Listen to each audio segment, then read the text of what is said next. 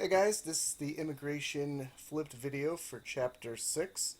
Here we have an immigrant family coming over, headed from Europe to Ellis Island to start a new life in New York City.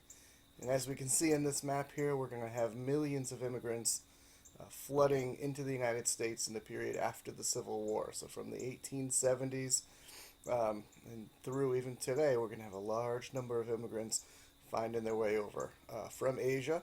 We'll see lots of Japanese immigrants and Chinese coming over. However, strict immigration laws will limit the amount of Asians coming into the country. But as you can see on the other side from Europe, the numbers are just incredibly larger. Norway and Sweden, 1.5 million immigrants are going to find their way.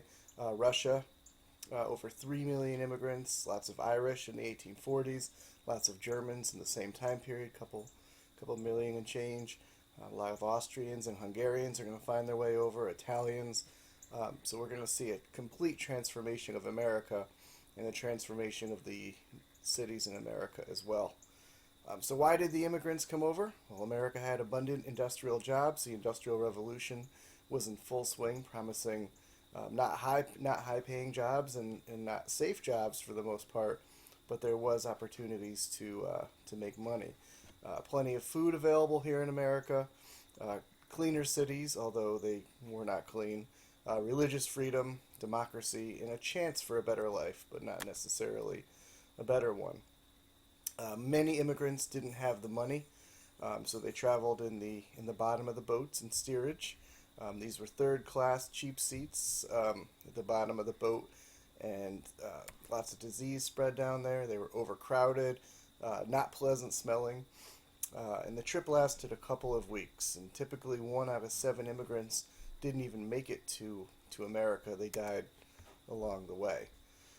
We have some quotes here that give you an idea of what it was like to travel across the Atlantic Ocean or the Pacific Ocean. The food is terrible, the odors, overcrowded. This was steerage.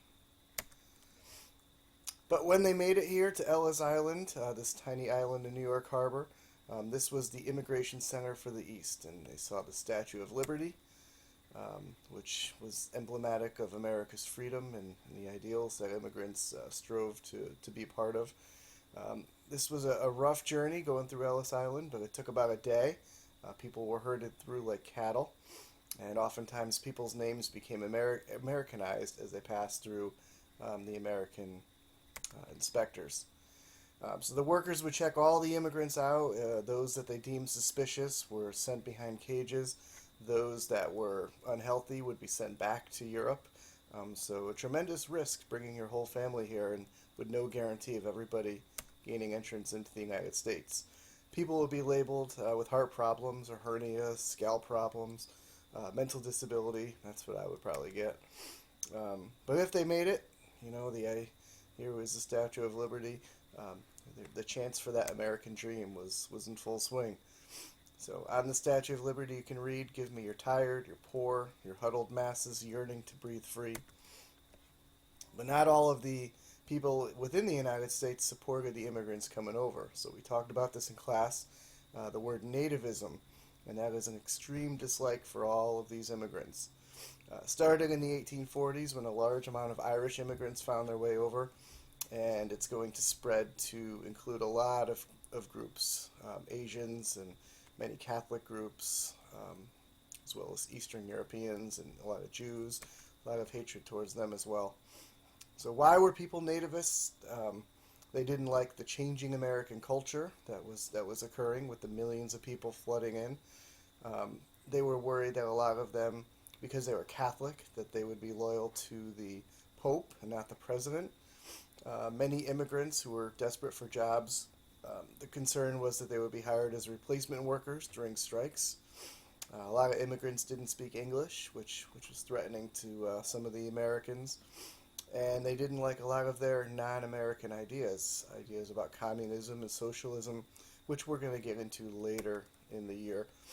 Here's a political cartoon that's attacking the immigrants, saying that the Irish and the Germans, here we have Irish whiskey and lager beer, the Irish and the Germans are basically branding them alcoholics, and This is a nativist idea here. The Irish Catholics were targeted the most by the nativists. You can see the sign here, Irish need not apply. So nativists believed the Irish were lazy and useless. They were categorized as drunks oftentimes. And even a political party was formed called the Know Nothing Party, which dealt with keeping the Irish down. But nativism was not only used against European immigrants, also Chinese and Japanese immigrants faced the wrath of the nativists. So Ellis Island, which is the East Coast, Angel Island was the center of immigration for the West Coast in San Francisco, and Chinese and Japanese immigrants would come here for a chance at a new life, but they would wait and wait and wait and wait at Angel Island, and the American officials would on purpose make their wait longer than it needed to be to try to deter them from wanting to enter the country. Their hearings could last for months. Oftentimes, certain groups would be denied toilet paper, like the Chinese, just the simple toiletries and little things that we take for granted, which are important. Chinese Exclusion Act in 1882, Congress passed this act banning Chinese immigration for 10 years, and it's going to last actually for a little over 60 years. And you can see this sign here. People have a meeting here. Should we have Chinese people? No, no, no. So we can see nativism here. Nativists are going to force all Asian-born children to attend Oriental schools, especially as the Korean and Japanese populations grew. Nativists suggested that all immigrants take a literacy test to prove they were smart enough to work, and they believed that these new immigrants were not capable of learning. So why did immigrants move to the cities? Well, they couldn't afford to buy farms, so at least the cities offered cheap rents. They weren't educated enough for well-paying jobs, so again, went to the cities where factory work was abundant. Here's an example of New York City at the turn of the 20th century, the late 1800s, and we can see the city teeming with a large immigrant population. So the jobs in the cities required long hours for little pay, and the immigrants were eager to make any kind of money. So this was still an improvement for them, because a job with low pay is better than no job at all. So that's going to attract millions of people to these cities. So we will talk more about this in class. This will conclude our first section about immigration, and I hope you enjoyed it.